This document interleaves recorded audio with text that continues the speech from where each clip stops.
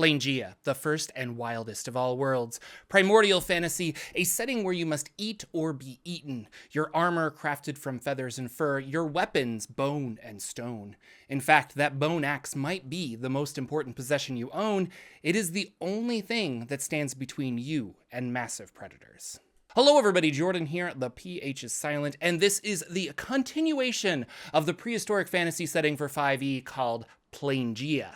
Yes, it's called Planegea. I know I said Planegea in the last video, which was incorrect because it's the beginning of the plains, you know, Planegea. I blame my teleprompter and autocorrect. Sorry about that. If you're new here, I make videos on the worlds and settings of tabletop role-playing games, specifically Dungeons & Dragons, and today we explore Planegea and the player options. Now we have to ask the question, what does prehistoric D&D look like, and how do you fit a character into a prehistoric setting? Remember, if it's in D&D, it has a home in Planegea, but it's not what you might expect. First, this video is sponsored by Describe. Now, if you're a fan of the channel, you are no stranger to Describe, as they offer finely crafted box text for your tabletop RPG game, but they also offer music, sound effects, and ambient tracks. A new web app called Opus allows you to stream sound. You can send invite links to your players so they can participate virtually. You can filter the audio by type or genre to find sounds that you need.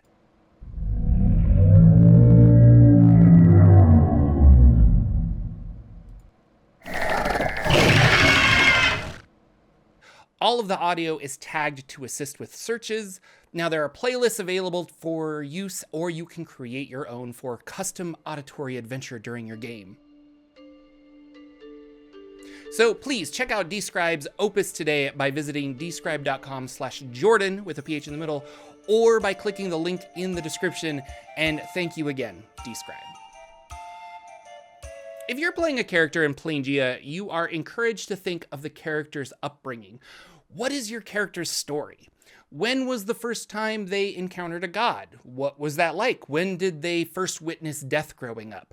What do they fear? Who's their closest friend? What was their nearest brush with death? What do you want to be when you grow up? What's the right tip?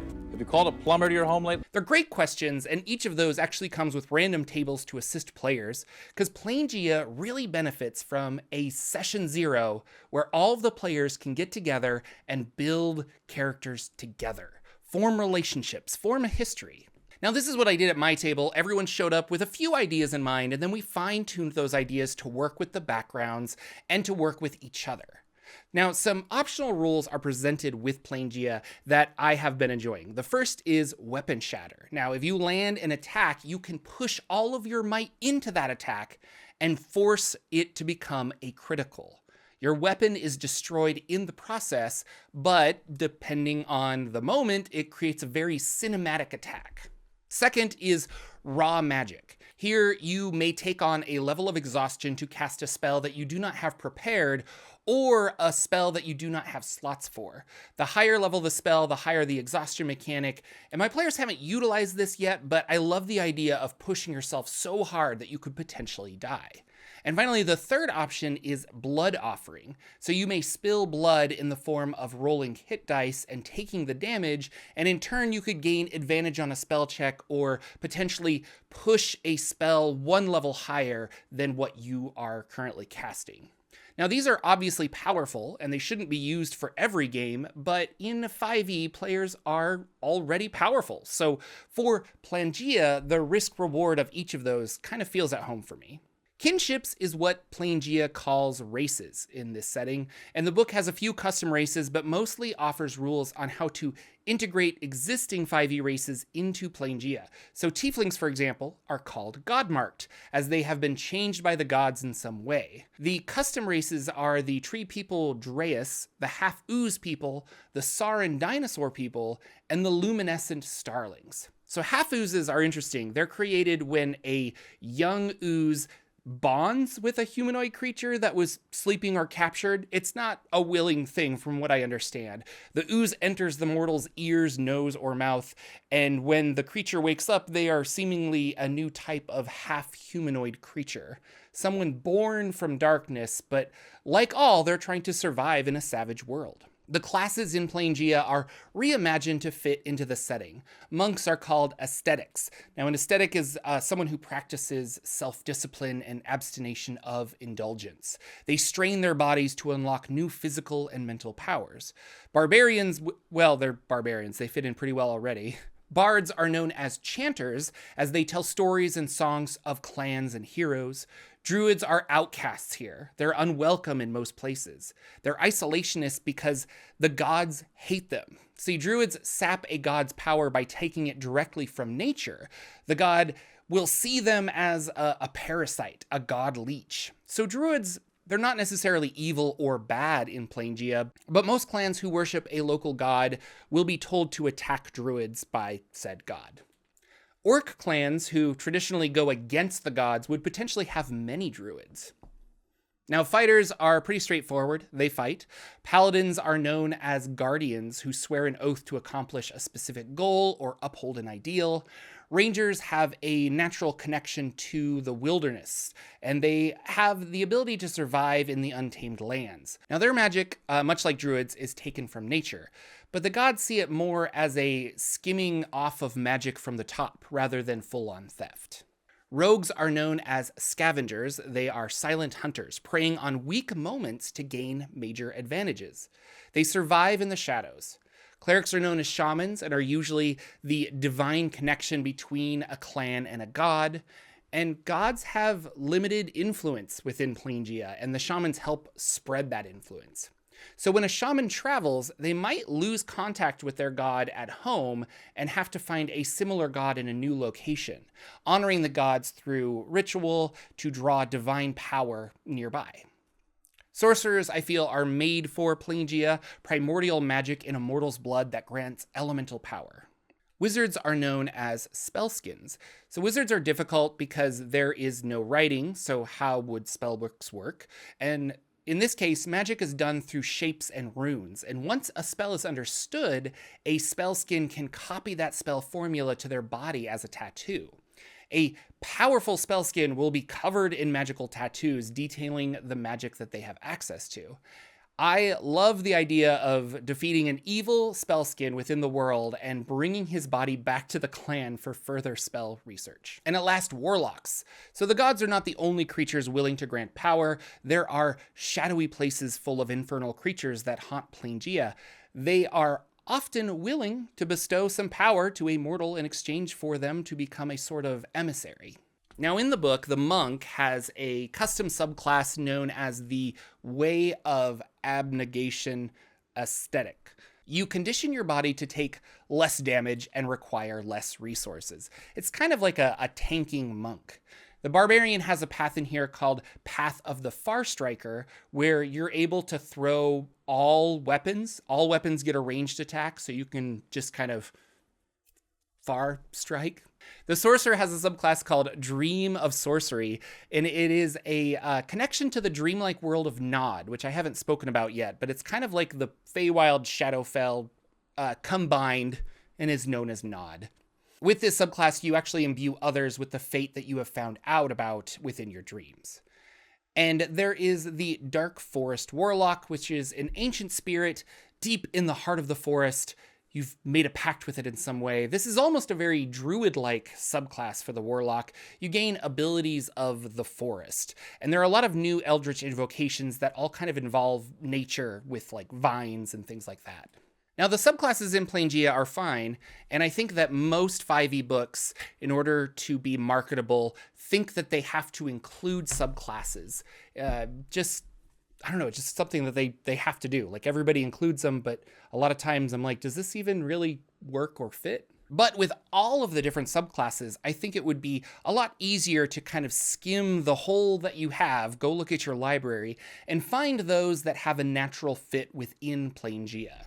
And specifically, there is one third-party class that really stands out for me as a Planegea class, and we're currently using it in my game right now, and that is MCDM's Beastheart. So the Beastheart is a pet class created for 5e by MCDM, and I'll put links down below to the PDF. It's a lot of fun, and if you picked up their book, Flea Mortals, there are even more monstrous companions that you can utilize. So funny enough, Planegea has rules for finding and taming and training animals. So even if you have somebody who doesn't want to play a Beastheart, I think utilizing the ferocity mechanic and the monstrous companions is a perfect fit for Planegea. I mean, think of having a bear or a tiger that is assisting the party, and every once in a while it gets out of control with ferocity, and that's just very on brand for Planegea. Risk reward. Now, my player's Beastheart went with the owlbear, who is tearing up the battlefield. So at times the pet can be very useful, but it also can go berserk and it can harm players. And after all, it's still a wild animal. Now, from a DM standpoint, I love having a pet in the group because they'll often ask, like, what does Rife, who is the owlbear, they're like, what does Rife look like in this situation? He's in the water, fishing, or his back feathers are standing on end and he's growling at a shadow in the distance. And now that I think about it, I'll probably do a video detailing some of the third-party content that I feel would really work well with Planegea. Because I've been utilizing a lot of third-party material lately over official WotC books. We've kind of left D&D Beyond behind, and we're using pen and paper again, and I love it. Now, the real greatness of player options comes with backgrounds. Because backgrounds, to me, are a direct way your character can fit into a setting. Backgrounds are fun. I love them. You can find them in a whole bunch of 5e books. You can work with your GM to fit an existing background into Planegea, or you can pick from the ones provided in the book. So quickly, some background options are being a part of a particular clan, or the offspring of a chieftain. You could be an outcast, a gatherer, a hunter, a crafter. Perhaps you've been taken captive and you recently broke free. And each of these backgrounds comes with a feature as well as the traits, ideals, bonds, and flaws. They're very thought out. And again, these are tools for you as the player to bring your character into Planegea. How do they fit into the setting? Equipment is vital and can be scarce in Planegea. So crafting items can be difficult, and often more exotic and wondrous weapons and armor require very exotic and wondrous materials, or even require ritual magic that needs to finalize it. Now, once you defeat that saber-toothed tiger and masterfully extract his tusks, it could take weeks to carve them and shape them and bless them into daggers. Once it's done, you become the deadly scavenger who dual wields tiger tusks blessed by the shaman of the Lion Clan. Your shield could be a piece of wood or a tortoise shell. Armor can be made of bones or dinosaur scales, antlers, coral, shells, chitin. They all can work for protection. Daggers are often antlers or large teeth. Axes are a sturdy piece of wood with a sharp stone tied to the end. And since metal is not intended to be part of the Stone Age here, there are some conversions that we have to do. Heat metal becomes heat stone. The equivalent of copper would be wood. Iron is granite. Lead is something called black clay. Adamantine is divine ivory. The bones of the gods are the hardest substance known to anyone, and it is a rare gift where entire quests could revolve around recovering the bones of a dead god to recover divine ivory. There are new spells added to the setting and a conversion of material costs for existing spells. So instead of 100 gold pieces as a material cost, it can be converted to spilled blood. So 10 gems worth of 100 gold pieces each, that can be substituted as 10 gems spilled with 100 hit points of blood. I really like this, and I would actually consider using that in a non-Planegea campaign. You have to take an action along with a material component of some kind. Some of my favorite new spells of this setting is a bonus action spell conjuration cantrip called Form Weapon, where you summon a weapon that is a reflection of the environment around you. So a bone axe rises up in the graveyard, or a whip forms from jungle vines. Another is Steel Speed, which slows down a creature and adds their speed to yours. That's a lot of fun. Now, a lot of 5e games, players show up with the build they want to try out, and there's really nothing wrong with that. But part of the fun of Planegea is integrating a character into the world. So if you're going to play a game of Planegea, be open to a lot of ideas and tweak your character as needed. My home Planegea game, we just wrapped up the first session, And it was originally intended as a 6-session mini-campaign, but they were so in love with their characters and the world that they desperately want to continue. Act 1, as I'm calling it, was a body horror campaign with aberrations and brain-controlling parasites that infected the clan. My players tracked down the source of the infection, which was a large tentacle monster living under a lake, and defeated it. So now for Act 2, I have this entire world that I can take them to. And I'm leaning towards the Venom Abyss. I'll be able to utilize some creepy sound effects thanks to Describe. Thank you so much for watching. If you're curious about this setting, there are links to the books down below. Thank you again, Describe, for sponsoring a portion of this video. Click the link in the description to be taken to their Opus page, or go to describe.com/Jordan with a PH in the middle. Are you excited to play in a Planegea game? And what would your first character be and why? Let me know in the comments below. My podcast, the Saturday Morning RPG Show, is up and running again, where we just talk RPGs and have a good time. You can check it out wherever you can find podcasts. I've also got a Patreon where I post my various RPG writings, and I've got a second channel where I just reviewed a few Dungeon Crawl Classics adventures. So be sure to check all of that out if you're interested. Thank you again for subscribing and liking and watching, and I will see you all in the next video.